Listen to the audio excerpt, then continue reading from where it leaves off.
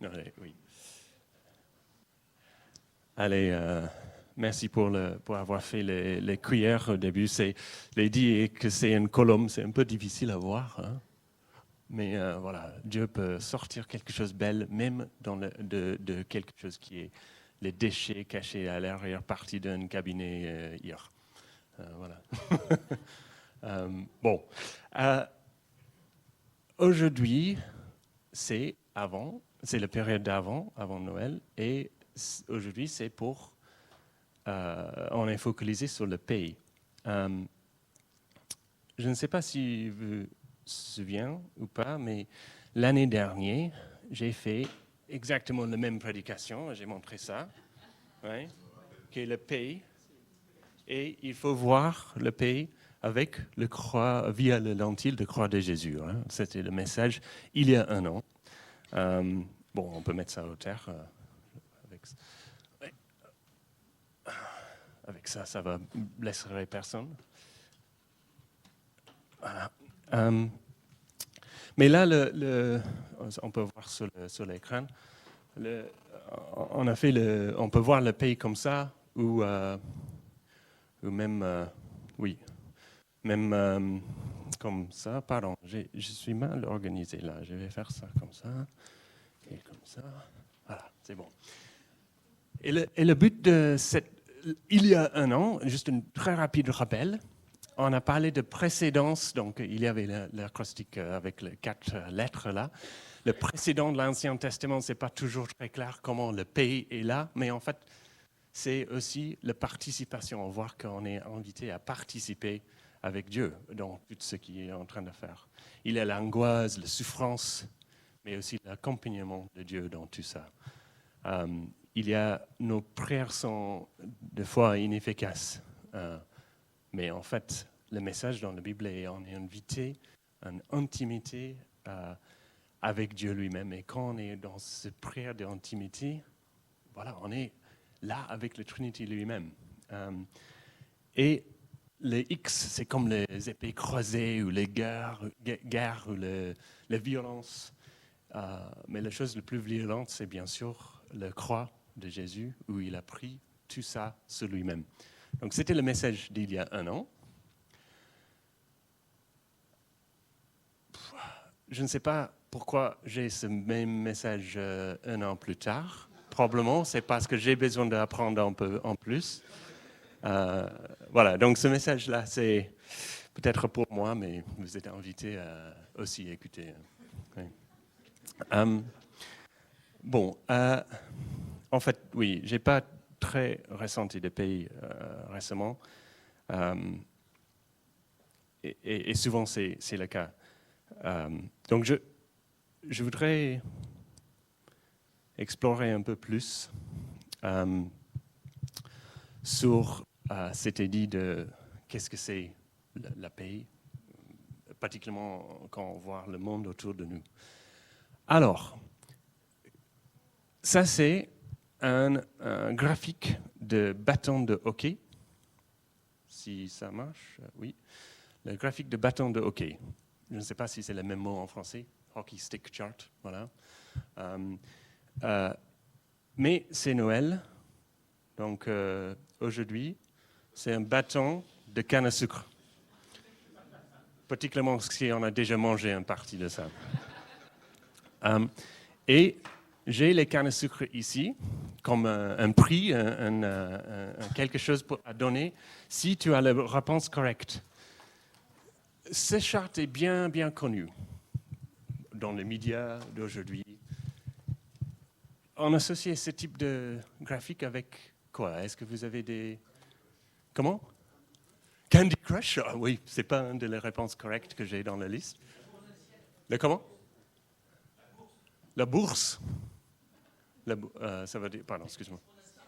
Oui, c'est exponentiel, mais... Et exponentiel de quoi? Oui, crypto-monnaie. Ce n'est pas dans ma liste de réponses correctes, mais je crois que c'est correct. Les livraisons d'avions en fin d'année à Air. C'est les livraisons des avions. Aussi, ce n'est pas dans mes réponses correctes, mais oui, peut-être tu as un prix. Regarde, allez, prends-le. Oui, Michael. La population mondiale. Oh, population mondiale, on verra si ça c'est correct. Oui, autre chose, Annelise. Un électrocardiogramme. Oui, oui. Quand tu es de plus en plus excité, peut-être, oui. Donc, on a une population du monde. Autre suggérant que j'ai, c'est peut-être l'augmentation, le réchauffement climatique, peut-être. Qui vote pour ça? Oui, oui, ok, ou plusieurs. Je ne sais pas si c'est assez de cannes. Ou peut-être ce n'est pas le réchauffement climatique, peut-être c'est le CO2, le dioxyde de carbone dans l'atmosphère. Ou peut-être ce n'est pas ça, peut-être c'est le méchanté. Oh, ouais. Ou la population dans le monde. Oui, peut-être. Oui. OK, est-ce qu'on peut voir quelques résultats là? Les comment? Les conflits mondiaux. Les impôts. Mais aussi peut être positif. Oui, on verra. Qu'est-ce qu'on a? Une première réponse. Dioxyde de charbon. Qui a dit oui pour ça? Le premier, là? Non, c'était pas vrai. Tu triches. Non? OK. Personne. Hein? OK. Mais qui a voté? Je sais que plusieurs personnes ont voté pour la prochaine. Hein? Température de surface, donc le réchauffement climatique. Qui a dit oui pour ça? Allez, un là. J'ai pensé ça. Un là. Qui autre a dit ça? Tu as dit ça? Oui. Tu as dit ça? Oui. Autre réponse, non? Oui. On verra s'il y a des autres réponses correctes. Oups, pardon, c'est un peu lent cette contrôle. Oui, l'acidification des océans. La déforestation, la biosphère, dégradation de biosphère dans le monde. Regarde en bas, c'est 1950, toujours à la même position, avec la même échelle. Donc on n'est pas en train de tricher. Pardon, le contrôle n'est pas trop rapide. Ah oui, la population du monde, qui a dit ça? Oui, Michael? Il y a un prix pour toi. Allez. Oui.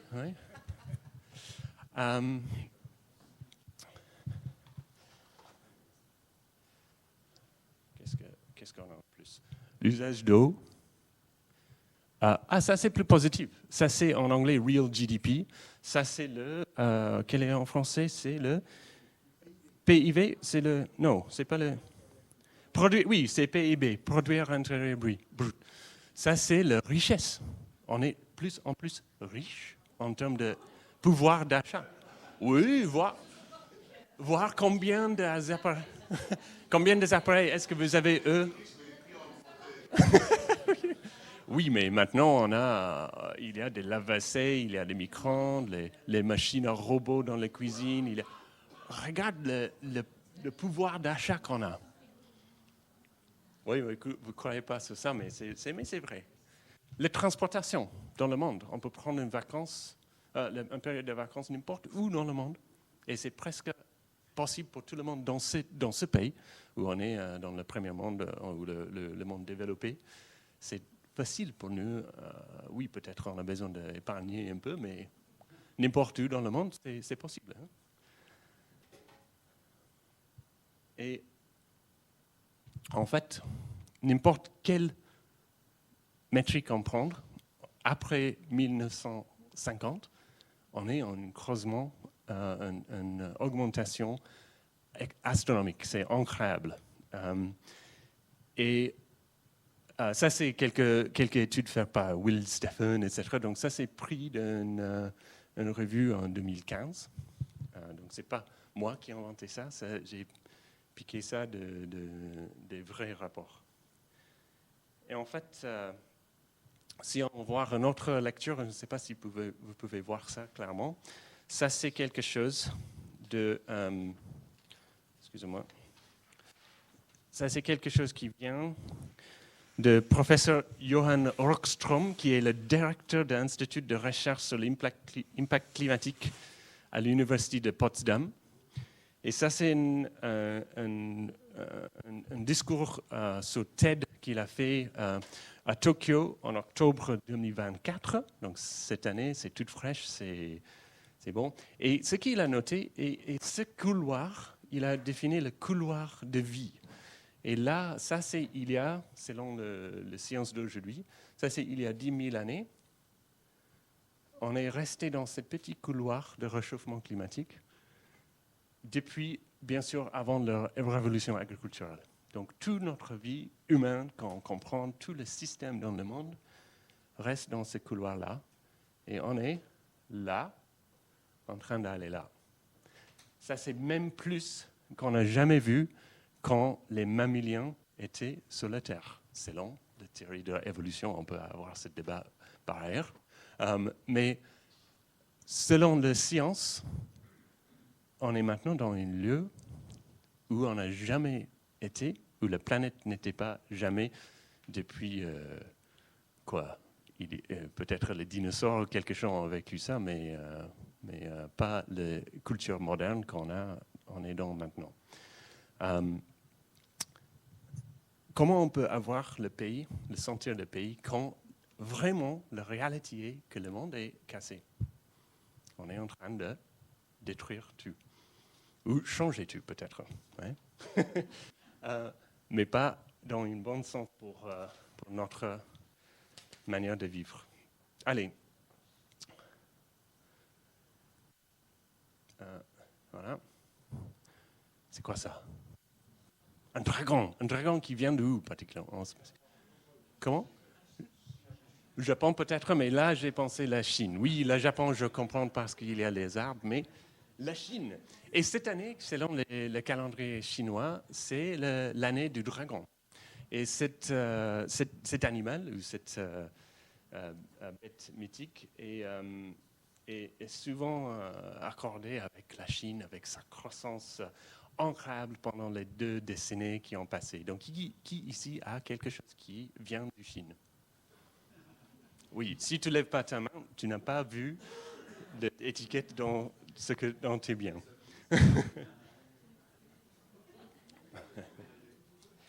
et en fait, oui, peut-être le téléphone vient d'un autre pays, mais peut-être oui de Chine, mais voilà. En fait, le Fonds monétaire international, FMI, en anglais c'est International Monetary Fund, IMF, il a publié un indice de dépendance sur la Chine pour chaque pays dans le monde. Et presque chaque pays, ça c'est un pourcentage de comment ça s'appelle, GDP, PIB. Ça c'est le pourcentage de PIB qui est directement associé avec le trade, avec l'engagement avec la Chine. Donc ici en Europe, on est bien rattaché à la Chine. Les autres pays en Afrique, par exemple, bien plus que nous ici, Australie, beaucoup.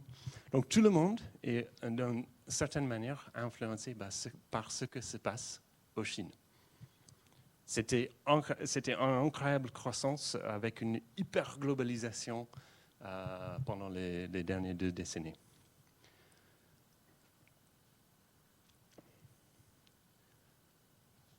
OK.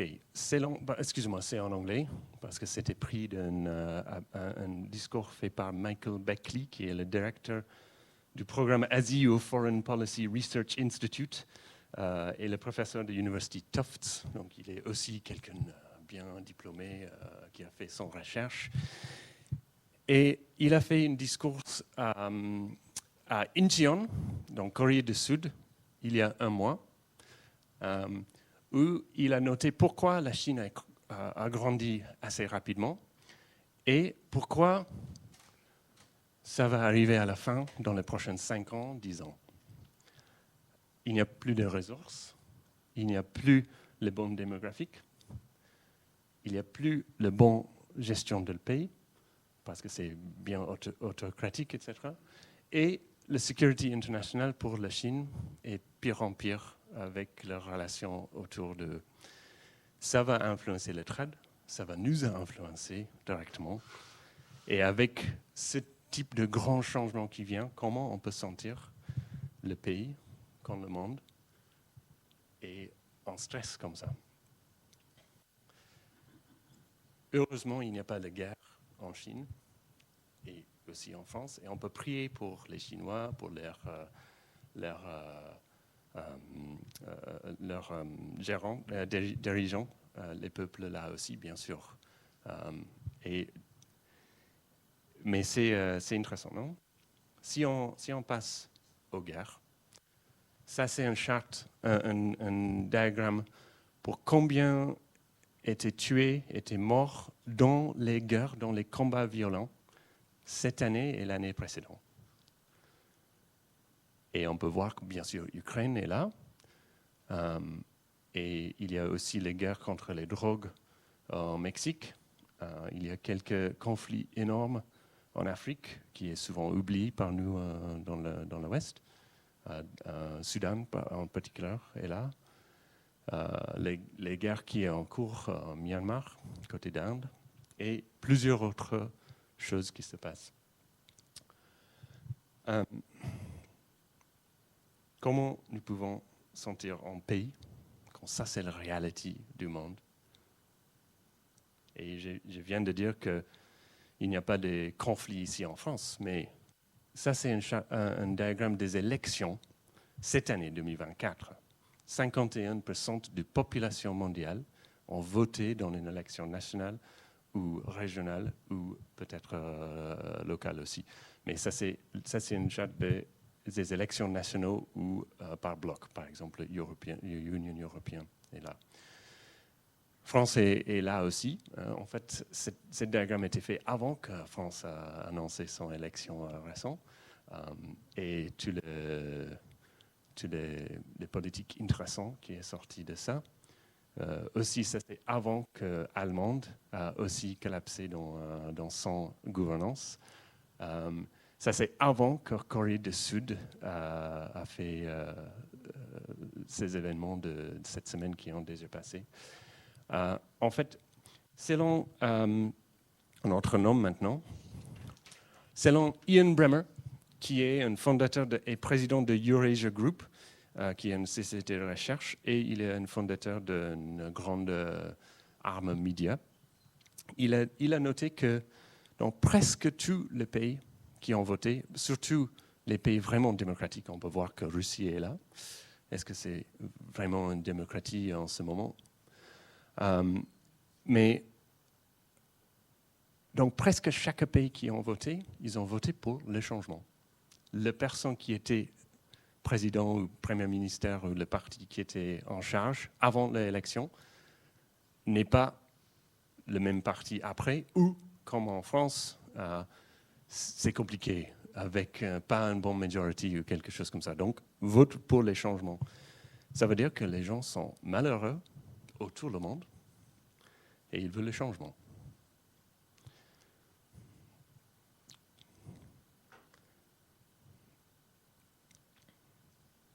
Et peut-être vous aussi ne ressentez très bien sous pression peut-être dans la vie, pression financière ou au travail, difficultés relationnelles à la maison ou au travail.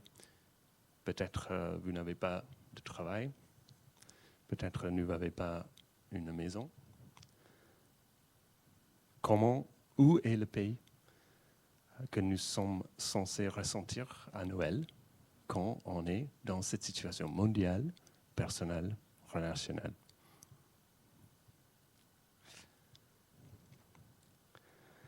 Alors, il faut regarder les choses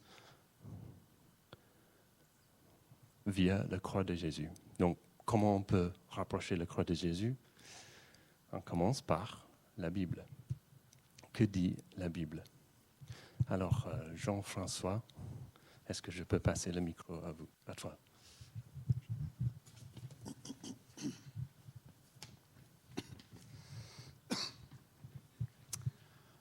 En Ésaïe 60, au verset 1 et 2, il est écrit « Lève-toi, brille, car ta lumière arrive, et la gloire de l'Éternel se lève sur toi. Certes, les ténèbres recouvrent la terre, et l'obscurité profonde enveloppe les peuples. Mais sur toi, l'Éternel se lèvera. Sur toi, sa gloire apparaîtra. Plus loin, en Luc 2, au verset 30 à 32, il est écrit « Car mes yeux ont vu ton salut, salut que tu as préparé devant tous les peuples, lumière pour éclairer les nations et gloire d'Israël, ton peuple. » Enfin, en Ésaïe 9,5, il est dit « En effet, un enfant nous est né, un fils nous a été donné, et la souveraineté reposera sur son épaule. On l'appellera merveilleux conseiller, Dieu puissant, Père éternel, Prince de la paix. » Amen.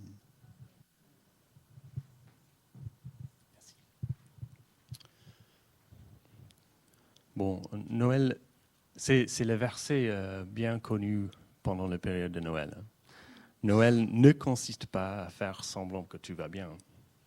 Oui, peut-être dans notre culture de l'Ouest, c'est ça, mais Jésus sait très bien ce qui se passe. Il connaît ça bien. En Matthieu 24, versets 6 à 13, je vais lire ça. « Vous entendez parler des guerres et des menaces des guerres. Ne vous laissez pas effrayer, car il faut que toutes ces choses arrivent. Cependant, ce ne sera pas encore la fin. Une nation se dressera contre une nation et un royaume contre un royaume. Et il y aura en divers endroits des famines, des pestes et des tremblements de terre. Tout cela sera le commencement des douleurs. Alors, on vous livrera à la persécution et l'on vous fera mourir. Vous serez détestés de toutes les nations à cause de mon nom. Beaucoup trébucheront alors et ils se trahiront et détesteront les uns les autres. Beaucoup des prétendus prophètes surgiront et ils tromperont beaucoup de gens. À cause de la progression du mal, l'amour de plus grand nombre se refroidira. Mais celui qui persévérera jusqu'à la fin sera sauvé.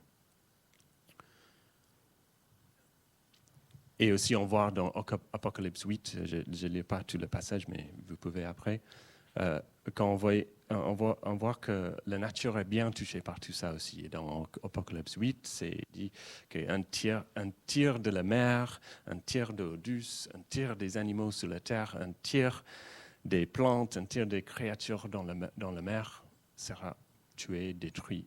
Voilà. On n'est pas encore là, mais ce n'est pas trop improbable. Hein? Ouais. Donc,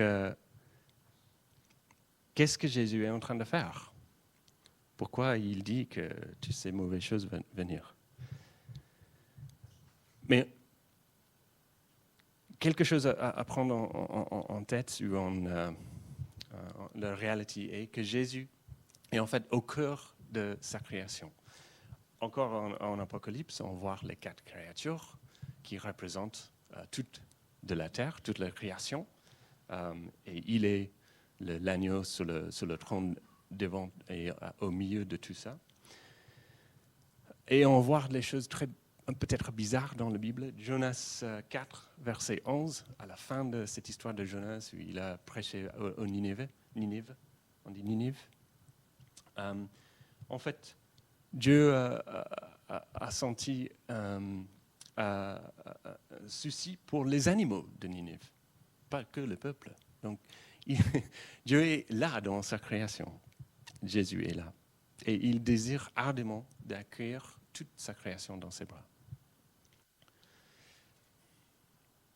OK, ça c'est la création.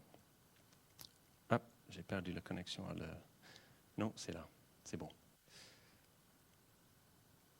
Et moi, tu sais quel verset arrive bientôt, non? Luc 12, 28 à 31. Si Dieu habille ainsi l'herbe et qui est aujourd'hui dans le champ et qui demain sera jetée au feu, il fera d'autant plus volontiers pour vous, gens de peu de foi.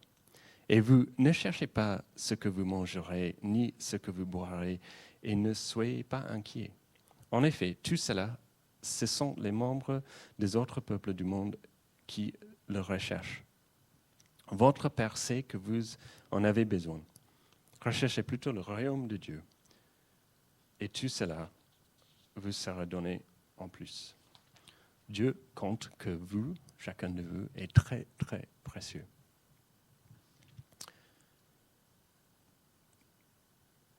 Un autre point intéressant dans la Bible est en Actes 9, 4, quand Paul était sauvé par Jésus. Et il y a le verset 4, « Il tomba par terre et entendit une voix lui dire, « Saul, Saul, pourquoi me persécutes-tu » Mais Saul n'était pas en train de persécuter Jésus. Jésus était déjà mort et ressuscité. Donc qu'est-ce qui se passe là? En fait, Jésus est dans son église. Et quand Paul était en train de chercher et tuer, et emprisonner les peuples dans l'église primitive, il a directement blessé Jésus. Et Jésus a compté ça comme à lui, parce qu'il est dans son église. 1 Corinthiens 6, 19 à 20. « Ne le savez-vous pas, votre corps est le temple du Saint-Esprit, qui est en vous et qui vous avez reçu de Dieu. Oui. Vous ne vous appartenez pas à vous-même, car vous avez été rachetés à un grand prix. Rendez donc gloire à Dieu dans votre corps et dans votre esprit qui appartiennent à Dieu. Dieu prend soin de vous, de nous. Il est intimement impliqué en nous, il vit en nous. Ça, c'est la maison de Jésus, le Saint-Esprit. Et il agrandir son Église aussi. On peut revenir à cet diagramme. Un dernier tableau de canne à sucre. Aussi, parmi toutes ces croissances, c'est la croissance de population qui à la foi en Christ. Ça, c'est quelque chose qui est, c'est mars 2016, de Kenneth W. Howard, qui a fait quelques recherches sur ça. Et peut-être vous avez noté que j'ai tiré de Kenneth Howard, là, Ian Bremmer, Michael Beckley, professeur Johan Rockström, Will Steffen, pour tous les gens dans le monde avec un bon diplôme. Maintenant, je voudrais partager quelque chose de la personne qui a le plus d'influence sur moi, qui est le grand-mère de ma fille. Ma mère, là, à la gauche, bien sûr, c'est difficile à distinguer entre les deux, je sais. Ma mère a grandi dans la campagne, dans une ferme. Elle aime bien la campagne, le paysage, etc. Mais pendant quelques décennies, elle était obligée d'habiter dans les très grandes villes asiatiques, extrêmement chargées, peuplées. Et elle se plaignait au Seigneur. Oh, Dieu, pourquoi j'ai besoin d'habiter ici? Oui, je te suis, mais là, à ces grandes villes, avec les bruits, la pollution, les routes totalement bordées des gens partout, les complexités de la vie moderne, mais certainement dans les grandes villes. Et en fait, Dieu, le Saint-Esprit a parlé avec elle et changé son attitude profondément, parce qu'il a révélé qu'en fait, Jésus aime les villes. Pourquoi? Pas parce que c'est chargé et moderne, etc. Ils sont remplis des gens, remplis des individuels. Et chacun de ces millions des individuels dans chaque grande ville est aimé à plus qu'on peut imaginer par Dieu, personnellement, individuellement. Donc il aime bien les villes. Ça, c'est l'attitude que Dieu a pour nous et sa création. Bon. Terminons, juste prendre quelques minutes là, en réfléchissant sur les noms de Dieu, pour nous centrer sur lui-même. Si j'ai fait juste une petite sélection. Hein. Dieu a plusieurs noms et chaque nom est puissant et montre quelque chose de son personnalité, son nature. Sa nature. Donc il y a, si on est en période de changement et d'incertitude, on a parlé de ça, on a Jéhovah Tsuri, là, Dieu notre rocher, qui est ferme et stable. Quand c'est confus, il y a LDA, le Dieu de la connaissance, ou Dieu est omniscient, il sait tout. Quand nous n'avons pas de maison, notre Dieu est Ma'on, notre lieu de résidence. Quand nous sommes faibles ou menacés, El Shaddai, Dieu tout-puissant, il est capable. Il peut même arrêter le soleil dans le ciel, comme il a fait une fois pour Josué.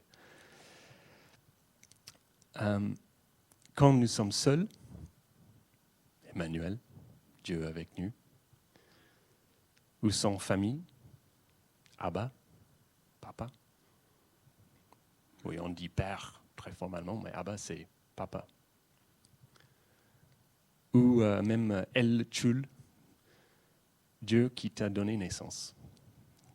Tu es le fils, la fille de Dieu lui-même.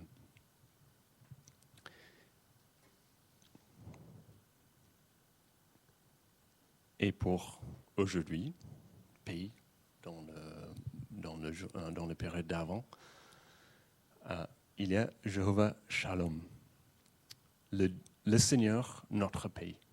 Et là, Shalom, c'est plus que juste une absence de violence, bien sûr, c'est plénitude, bien-être, et Dieu est notre plénitude, notre bien-être, notre pays. Dieu, notre pays. Stella, est-ce que je peux demander à toi de lire 123? Oui.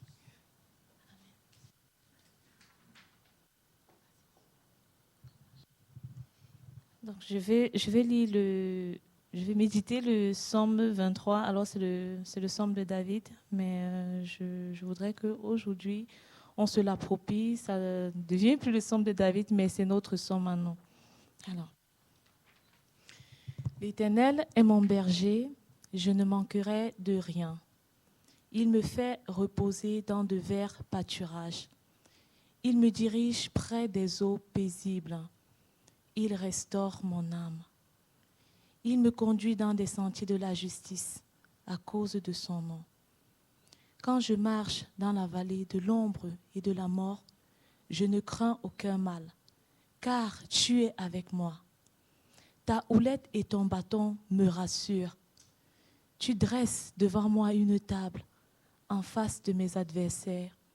Tu oinduis ma tête et ma coupe déborde.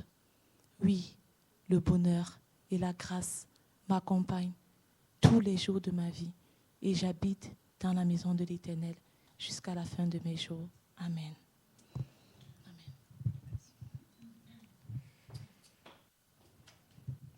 Voilà, c'est seulement qu'on est avec notre bon berger Jésus où il y a le paix. On ne cherche pas, on ne trouve pas dans le monde autour, on ne trouve pas dans nos propres activités. C'est seulement avec Jésus. Prions. Merci Seigneur que tu as déjà fait tout pour nous. Tu es venu en bébé à Noël et tu es mort pour nous à Pâques. Et tu as fait tout pour nous. Tu es impliqué dans nos vies. Tu es là pour nous attirer vers toi. Aide-nous, Seigneur, à rester dans ta présence, à passer le temps avec toi, voir les choses avec tes yeux, que nous pouvons avoir le paix qui dépasse toute compréhension et que nous pouvons rester bien en toi jusqu'à on peut voir que tu es restauré à toi et tu vas compléter le travail que tu as commencé avec nous.